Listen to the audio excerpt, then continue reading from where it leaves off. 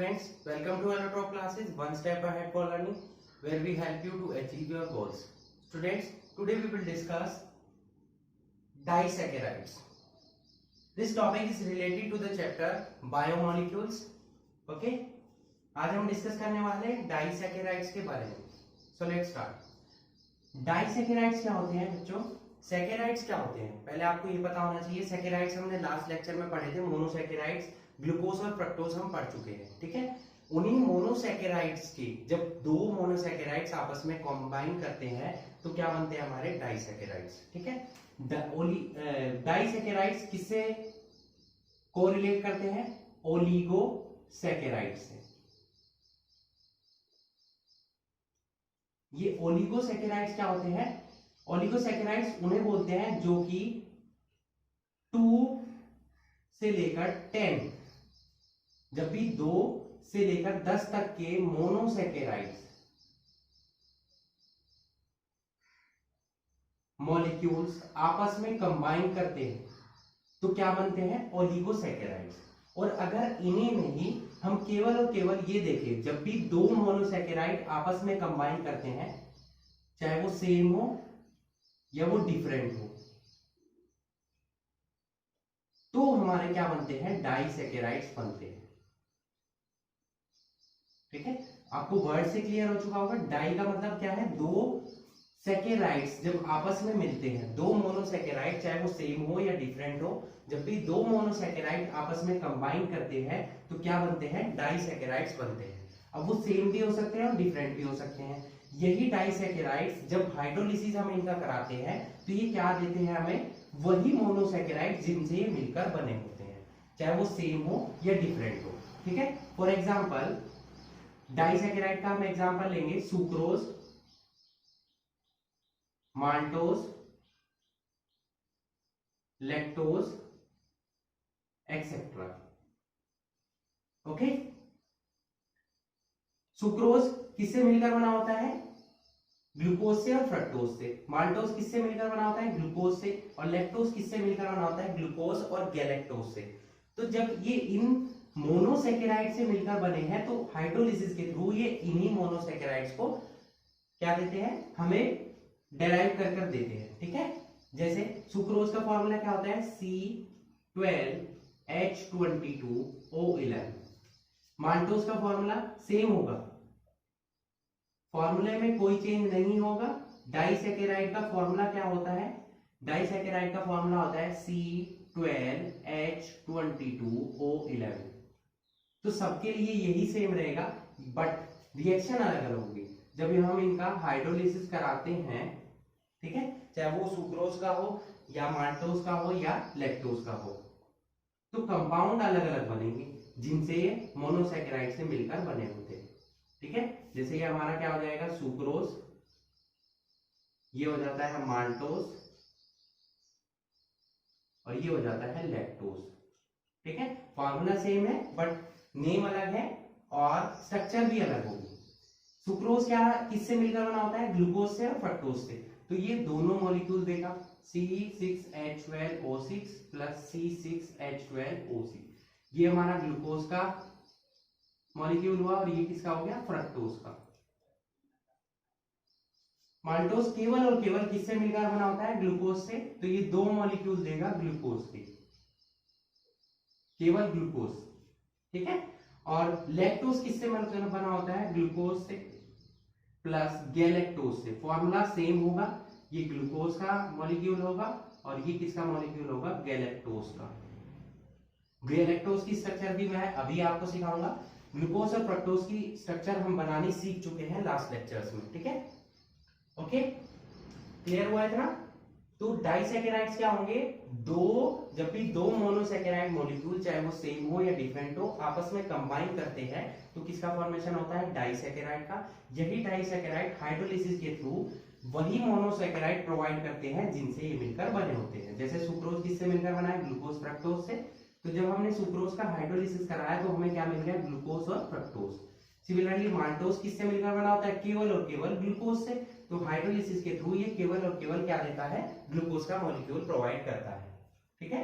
तो ये थोड़ा सा डिस्क्रिप्शन था हमारा डाइसैकेराइड्स के बारे में. ठीक है, अब हम वन बाय वन डिस्कस करेंगे इन्हीं डाइसैकेराइड को जो एग्जाम में पूछे जाते हैं, सुक्रोज, माल्टोज, लैक्टोज, इनकी स्ट्रक्चर के बारे में, इनके हैवर्थ प्रोजेक्शन फॉर्मूले के बारे में। ठीक है, सो प्लीज नोट इट।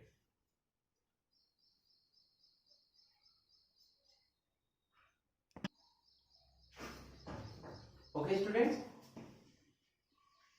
पहले हम डिस्कस करेंगे सुक्रोज से स्टार्ट करेंगे, वन बाय वन हम तीनों डाइसैकेराइड्स को डिस्कस करने वाले हैं यहाँ पर, सुक्रोज, माल्टोज और लैक्टोज को।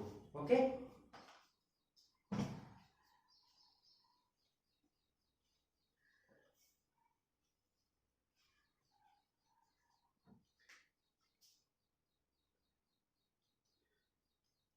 First we will discuss sucrose. Sucrose को हम क्या बोलते हैं? Cane sugar, table sugar.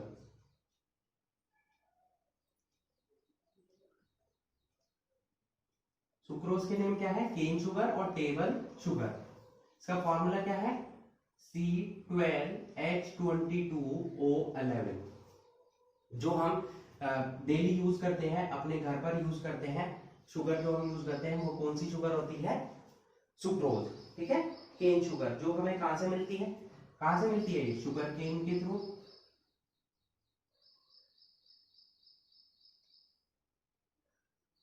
और कहां से मिलती है? Sugar beats.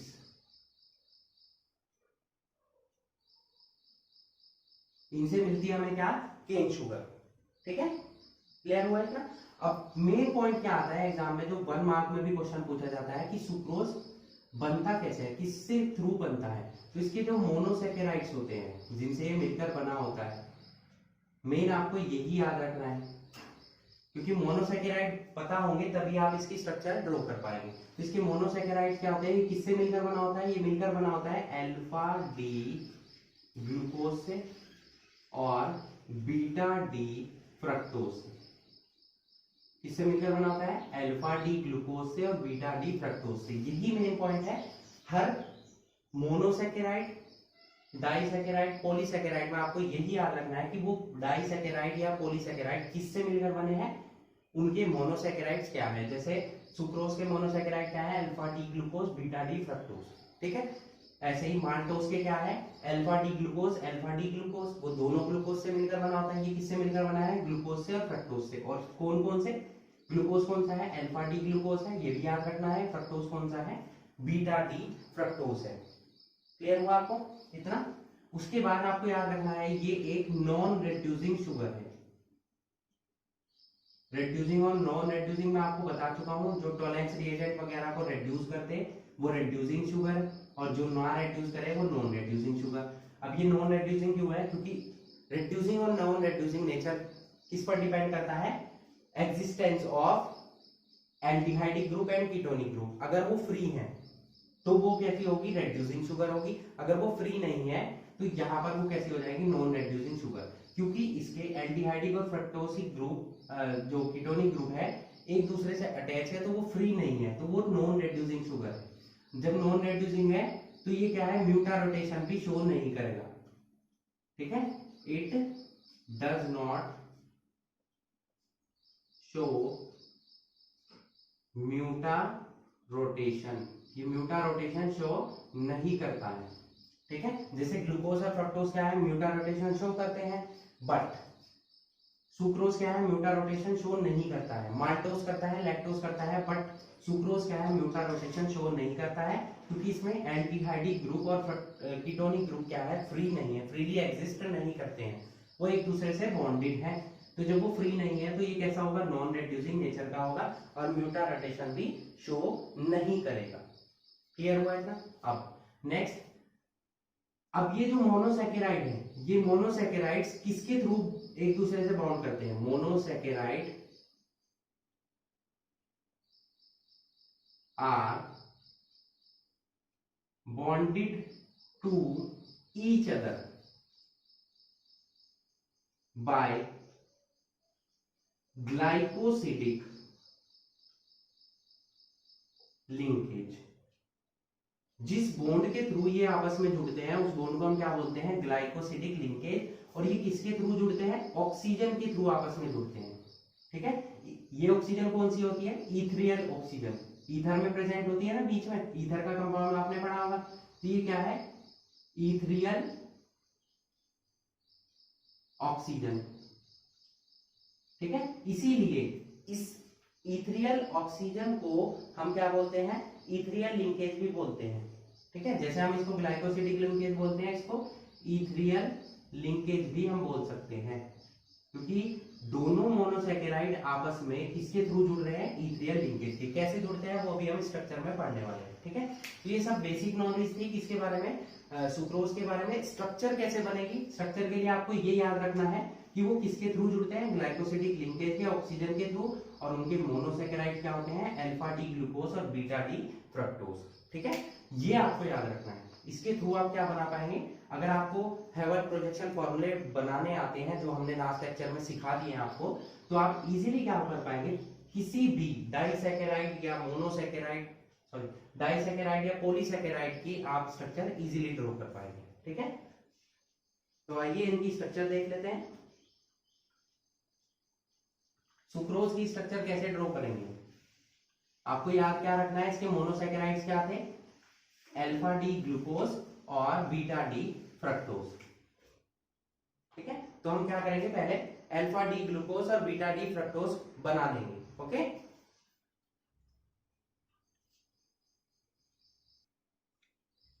तो पहले हम ड्रॉ करते हैं alpha D glucose.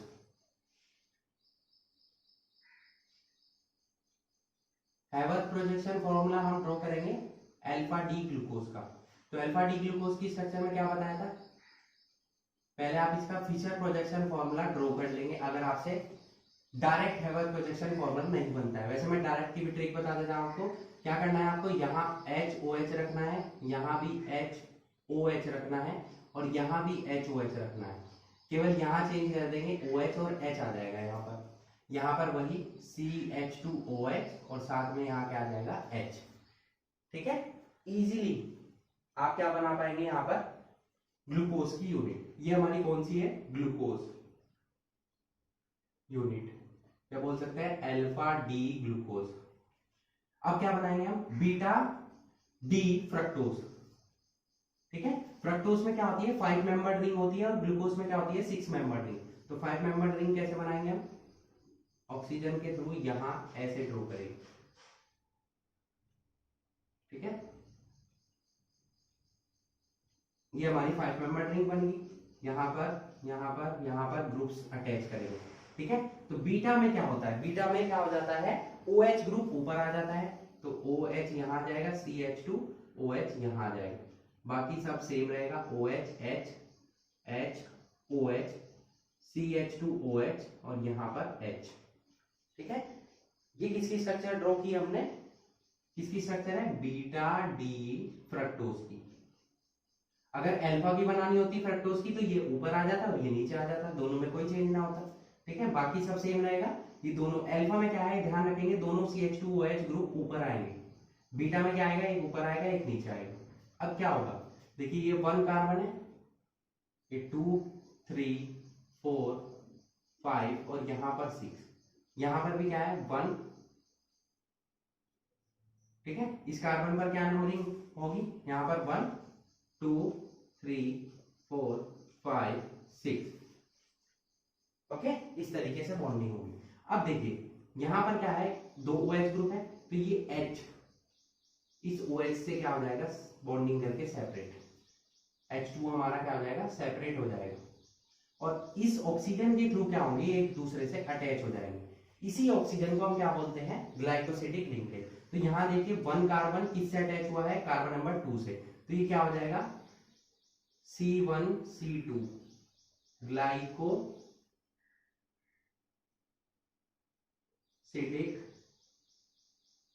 Linkage.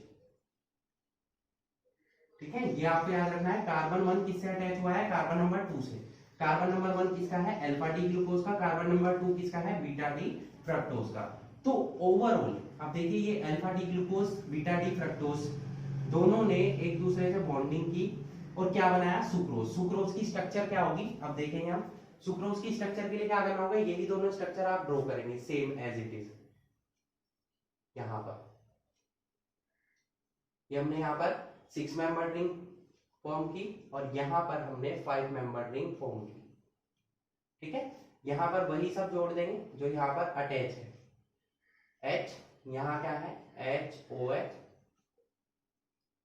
OH, H यहां HOH, तो यहां CH2OH और यहां पर H। ठीक है, नीचे वाला भी फॉर्म करेंगे same as it is, CH2OH, यहां क्या हो जाएगा OH और यहां पर H, HOH, CH2OH और यहां पर क्या आ जाएगा H।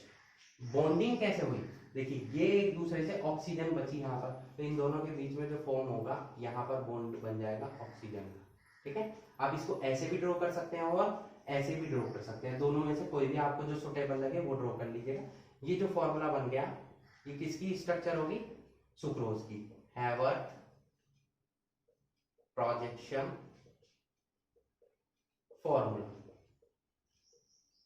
किसका, सुक्रोज का। ओके, ये यहां पर जो बॉन्डिंग हुई है ये क्या है, ग्लाइकोसिडिक लिंकेज। ओके, ये क्लियर हुआ। सुक्रोज की स्ट्रक्चर इजीली कैसे ड्रॉ कर पाया, जब हमें क्या पता था, उसकी मोनोमर यूनिट पता था, यानी कि मोनोसैकेराइड जिससे वो मिलकर बना है अल्फा डी ग्लूकोज यूनिट से और बीटा डी फ्रक्टोज यूनिट से। दोनों की स्ट्रक्चर हमने ड्रॉ की, वाटर मॉलिक्यूल सेपरेट किया और यहां पर ग्लाइकोसिडिक लिंकेज के through alpha D glucose unit और बीटा डी फ्रक्टोज यूनिट को अटैच कर दिया, तो किसका फॉर्मेशन हो गया हमारा, सुक्रोज का। क्लियर हुआ, समझ में आपको सुक्रोज क्या है। सुक्रोज को हम क्या बोलते हैं, केन शुगर या टेबल शुगर, दोनों बोल सकते हैं। जो घर पर हम यूज करते हैं टेबल शुगर इसलिए बोलते हैं क्योंकि हम घर पर जब टी कॉफी वगैरह यूज करते हैं, ठीक है, तो वहां पर हम टेबल पर रखी होती है क्या, table sugar, that's why it is known as table sugar. Okay, clear. Next चलते हैं सेकंड पर, माल्टोज पर। ठीक है, सो प्लीज नोट इट।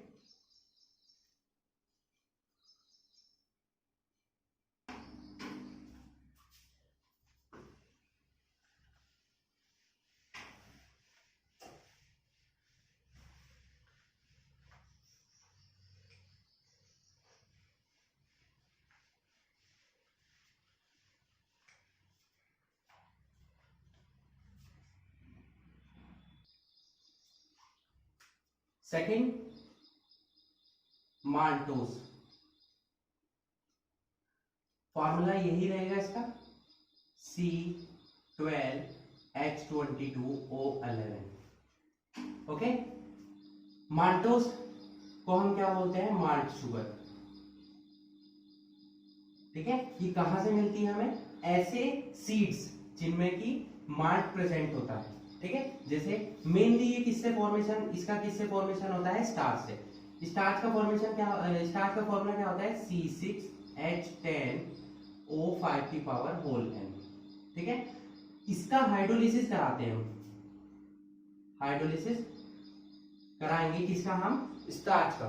ठीक है, ये क्या है, किसका फॉर्मूला है, स्टार्च का।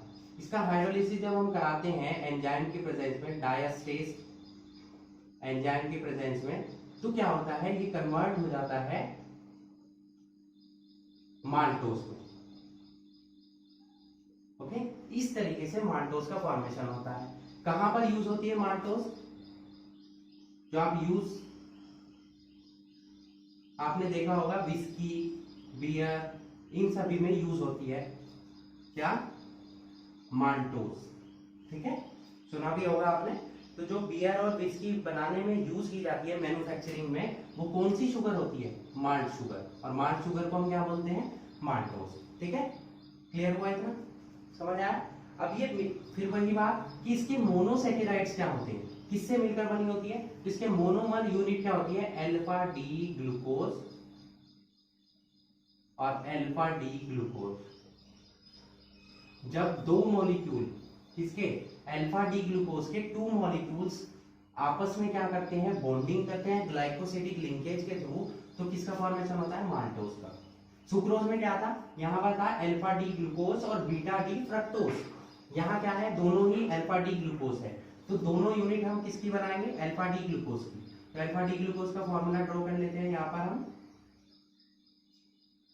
Haworth projection formula HOH HOH OH H HOH OH और H, ठीक है। ये क्या बन गया हमारा अल्फा डी ग्लूकोज। एक और फॉर्मूला बनाएंगे साथ में, दूसरा भी सेम ऐसे ही।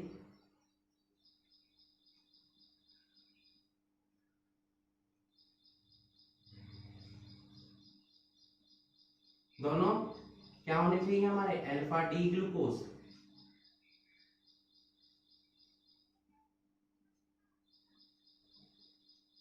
स्ट्रक्चर आप ध्यान से ड्रॉ करेंगे। अगर एक H एक OH एक दो भी क्या हो गया, रिप्लेस हो गए, तो कंपाउंड चेंज हो जाएगा, ठीक है। ये दोनों हमने स्ट्रक्चर बना ली किसकी, अल्फा डी ग्लूकोज की। अब क्या होगा, ये कार्बन नंबर 1 2 3 4 5 और 6, यहाँ पर 1 2 3 4 5 6, यहाँ बॉन्डिंग होगी। यहाँ इस साइड से क्या हो जाएगा, ये H2O सेपरेट हो जाएगा, ठीक है। तो कार्बन नंबर 1 किससे अटैच हो रहा है, कार्बन नंबर 4 से, माइनस H2O, और बॉन्डिंग क्या हो जाएगी C1 से C4, ग्लाइकोसिडिक लिंकेज, ठीक है। ये एक दूसरे से बॉन्डिंग करेंगे।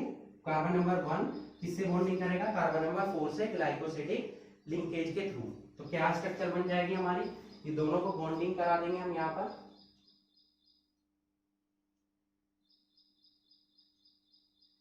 सेम ऐसे ही ड्रॉ करेंगे जो यहाँ पर ड्रॉ किए हुए हैं हमने, ठीक है।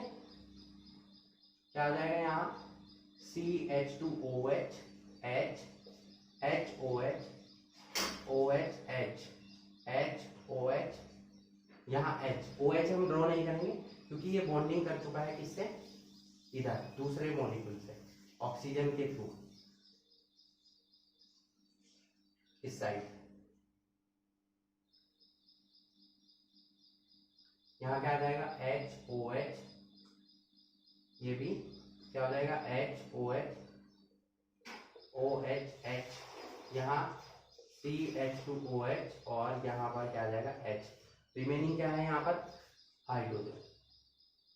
चाहे तो ऊपर आप बना लीजिए चाहे नीचे बना लीजिए, उससे कोई इफेक्ट नहीं पड़ेगा, क्योंकि यहाँ से OH और ऑक्सीजन H सेपरेट हुआ है, तो यहाँ ये दोनों ऑक्सीजन के थ्रू क्या हो जाएंगे, बॉन्डिंग कर लेंगे। ये क्या है हमारा C1C4 ग्लाइकोसिडिक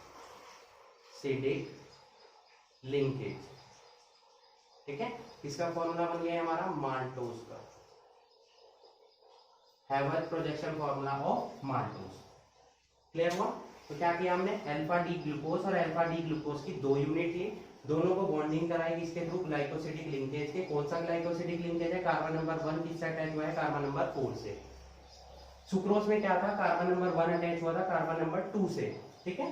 ये आपको याद रखना है। यहाँ कार्बन नंबर 1 अटैच हुआ है कार्बन नंबर 4 से, किसका फॉर्मेशन हुआ, माल्टोज का। दोनों यूनिट सेम है, अल्फा डी ग्लूकोज, और दूसरी भी क्या है, अल्फा डी ग्लूकोज, ठीक है। क्लियर। नेक्स्ट है हमारी लैक्टोज। पहले आप इसे नोट कर लीजिए, नेक्स्ट चलते हैं हम लैक्टोज पर।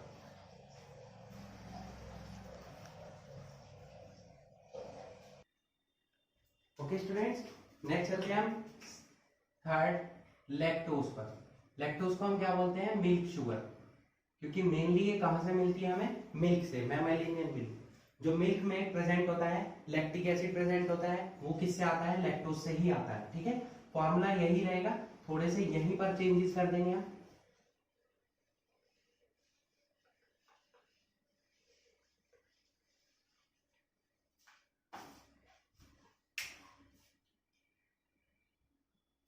लैक्टोज की जो मोनोमर यूनिट होगी वो कौन कौन सी होगी, किन किन मोनोसैकेराइड से मिलकर बनता है, बीटा डी गैलेक्टोज और बीटा डी ग्लूकोज,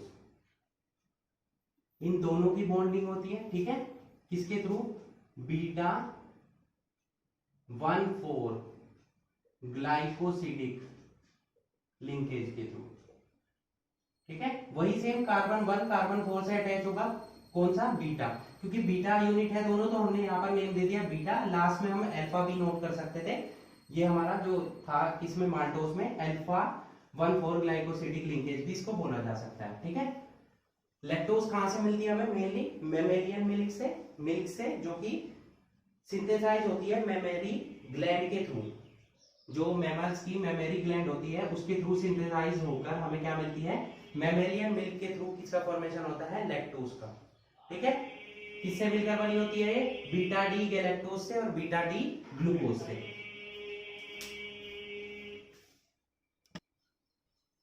अब चेंजेस क्या क्या होंगे, यहां पर चेंजेस हो जाएंगे, स्ट्रक्चर में थोड़ा सा चेंज हो जाएगा। पहली बात हमें क्या बनाना है, बीटा डी गैलेक्टोज। गैलेक्टोज कैसे बनता है,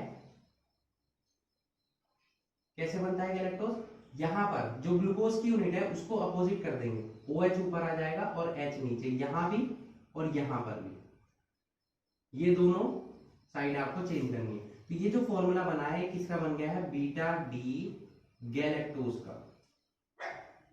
ठीक है, अगर अल्फा डी गैलेक्टोज होता तो केवल इसको अपोजिट करते हैं हम, इसको नहीं करते, लेकिन बीटा में क्या है, ये दोनों अपोजिट होंगे। ठीक है, बीटा डी ग्लूकोज बनाइए, उसके बाद इस साइड को, फोर्थ पोजीशन को अपोजिट कर दीजिए, तो कंपाउंड बन जाएगा बीटा डी गैलेक्टोज। ये क्या बनाना है आपको, बीटा डी ग्लूकोज, बीटा में क्या हो जाएगा, ये चेंज हो जाएगा, यहाँ OH आ जाएगा, यहाँ H आ जाएगा, ये किसका बन गया, बीटा डी ग्लूकोज। अब ये दोनों आपस में बॉन्डिंग करेंगे, कैसे, यहां से OH और यहां से ये H आपस में करके बॉन्डिंग सेपरेट हो जाएंगे। ठीक है, क्लियर हुआ इतना, तो यहां से H2O सेपरेट होगा तो बॉन्डिंग बनाकर कार्बन किससे जुड़ रहा है, कार्बन 1 कार्बन 4 से अटैच हो रहा है, किसके थ्रू, बीटा पोजीशन के, तो beta C1 C4 glycosidic linkage. Changes क्या हो जाएंगे, यहां पर हमने क्या चेंज किया है, ये H नीचे आ जाएगा इसके थ्रू और यहाँ OH आ जाएगा, बाकी सब सेम रहा, यहाँ ऑक्सीजन के थ्रू अटैच हो जाएंगे ये दोनों, और यहाँ पर चेंज हो जाएगा, ये OH हो जाएगा और यहाँ पर क्या आ जाएगा, H। ये किसका बन जाएगा, आपका कंपाउंड क्या बन जाएगा, ये आपका